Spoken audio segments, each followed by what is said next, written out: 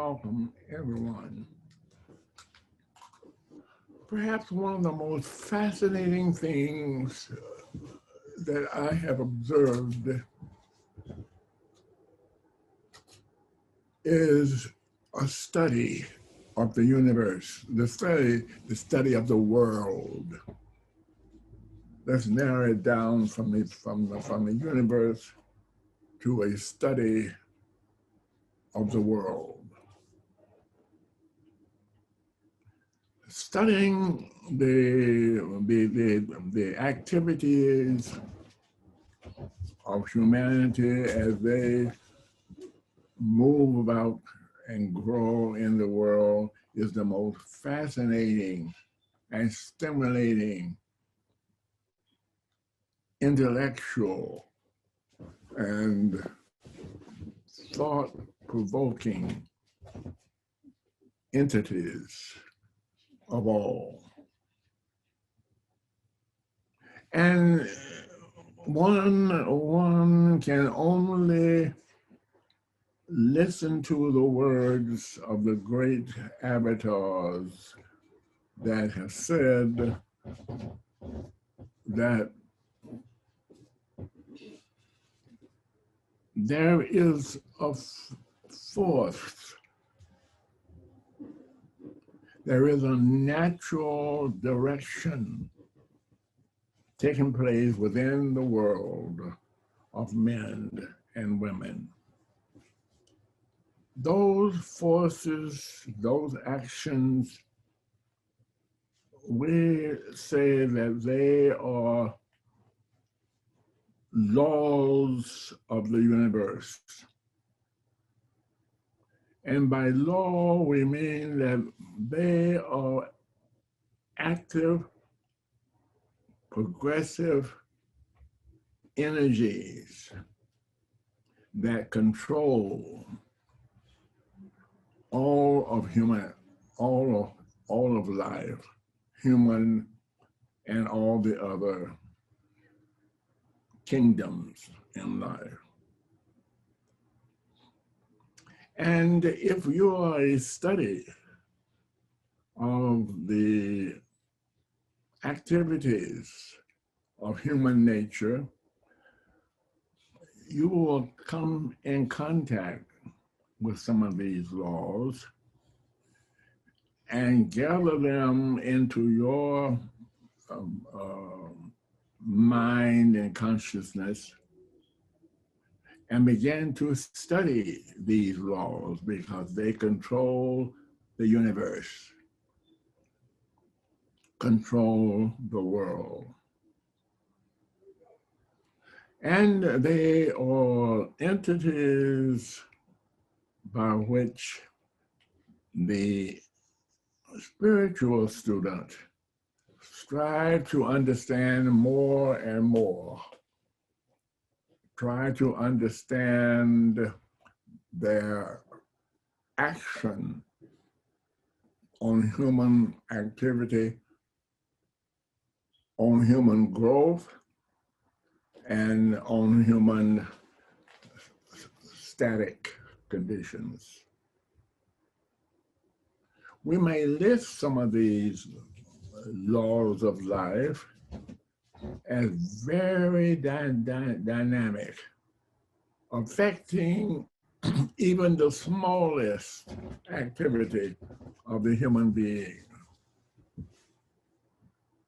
And perhaps the most important of these laws for one to study, and not only to study, but to practice, is the law of life, law of love.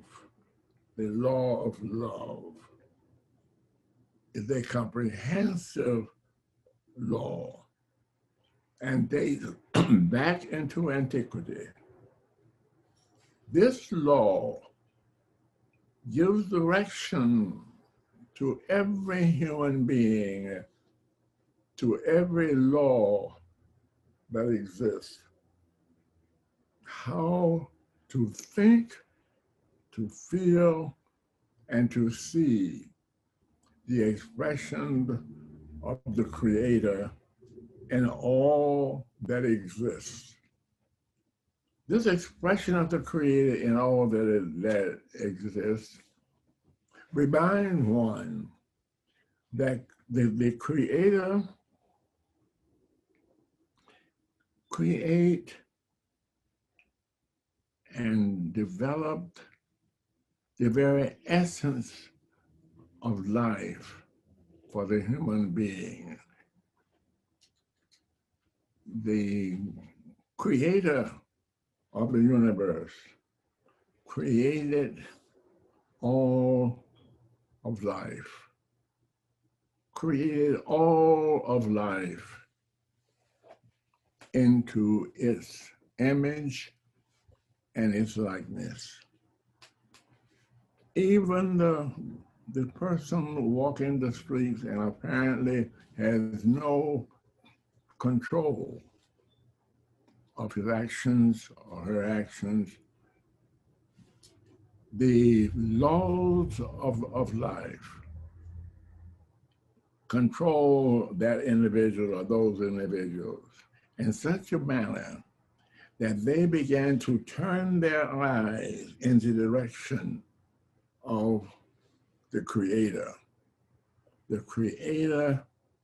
who created all of life, visible and invisible, and outline specifically how one should go about identifying and relating to the laws of life. As we mentioned earlier, the law of love is a magnanimous law that governs every life. The law of love continues to develop within the individual, continues to develop within the consciousness of the individual, so that their understanding of the law of love is expanded and develops a magnetic aura around the individual and his or her environment. The law of love is a law which requires practice. In other words, relating to other members of the human family, and not only the human family, but also relating to and respecting the higher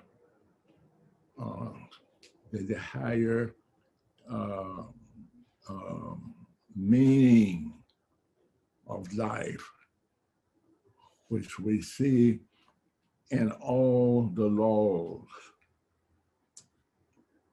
the vegetation, the minerals,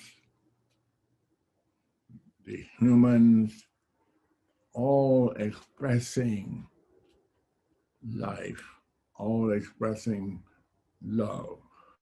And it is important for each individual to begin at some point of recognizing what love is all about.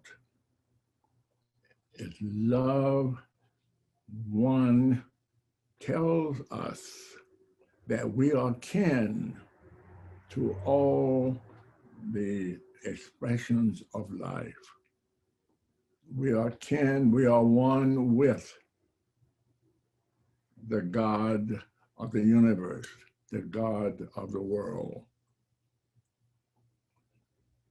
Love pulls us together as one, pronouncing our combined expression of the oneness of God, the oneness of life. So love perhaps is on the top list of those laws which governs the individual and the world, and determines the rate of growth of each individual. And that which we observe as handicaps or disavowed functions of individuals are not bad at all. They are lessons that the Creator designed for each individual to experience and to go through and to learn the activity of love in all of these actions. Love has been spoken of by the great avatars and the master teachers, such as the Christ. And the lessons that the Christ has taught has not completely or even slowly been activated into life-giving energies. It is poorly understood by many and poorly activated by all. So love is an outstanding law of life, outstanding law of the Creator, who developed us, taught us, learned from all of our faults and disfaults into those things that if we study, we become one with the Creator and His likeness.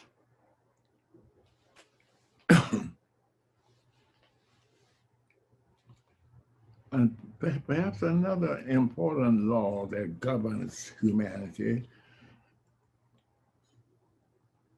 is the law of thought. Poorly understood, poorly practiced, poorly taught. The law of life, the law of thought are one and the other.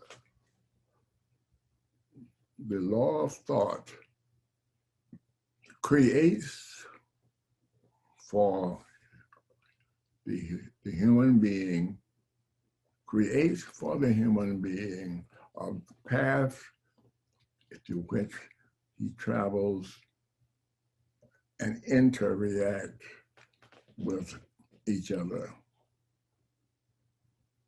So the law of thought is an energy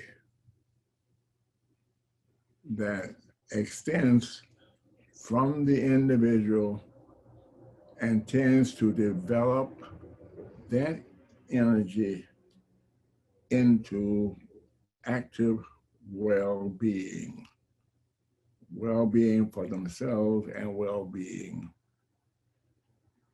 for all of life. So thought creates for us our realities. Thought heals and blesses for us all of our activities. Thought designs for us the path that we have desired to take in developing our consciousness to become more and more like the Creator itself. Are there any questions so far that need to be answered? And the first question I will ask is, are we loving as we should? Have we increased our capacity to love? And in loving, has that changed the way we think and send out vibrations which are designed to manifest? Any questions?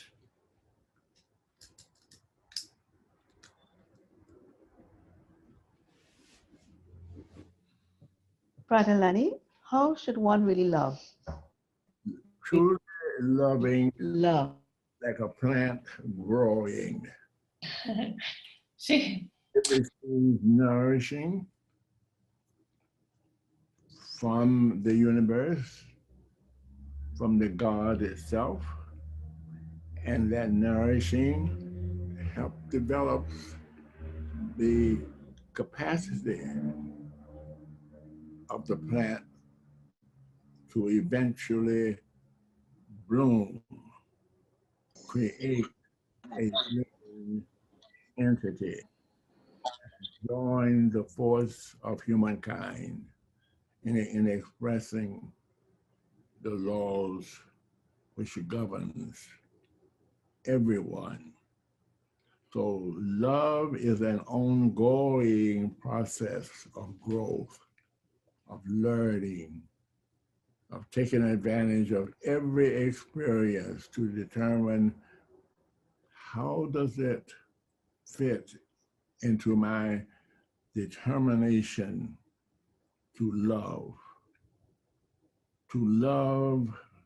like the Creator loves, to become one with all of humanity. Okay. Broader, is love different than compassion? Very much different.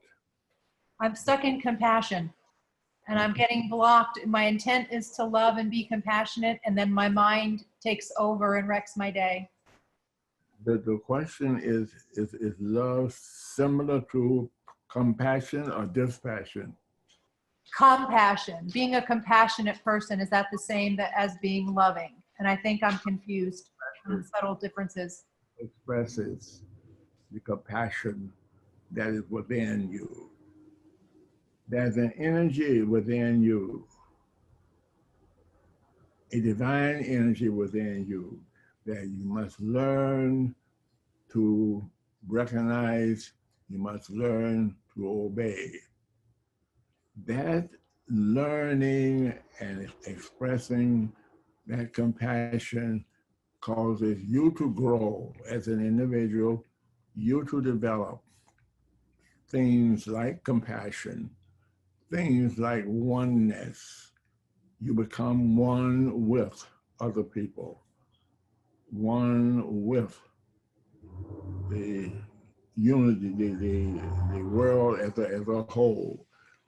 You are kin to all the plants, the animals. That is a part of the growth of compassion for life and is life.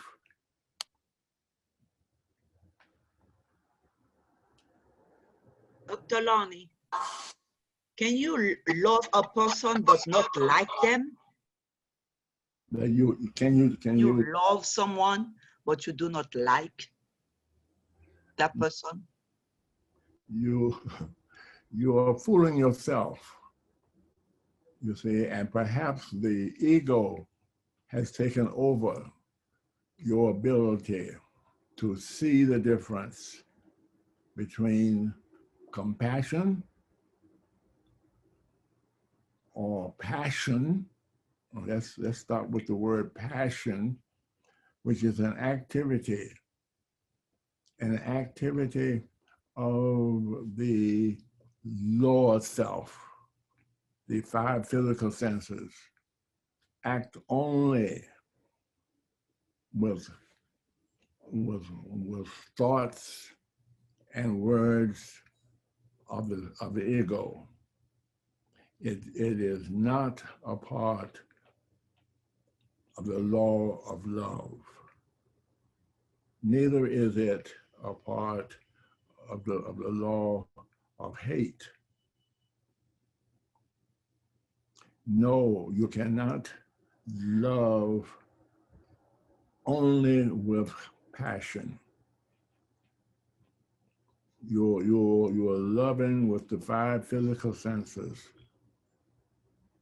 and that is governed by the ego, the small self.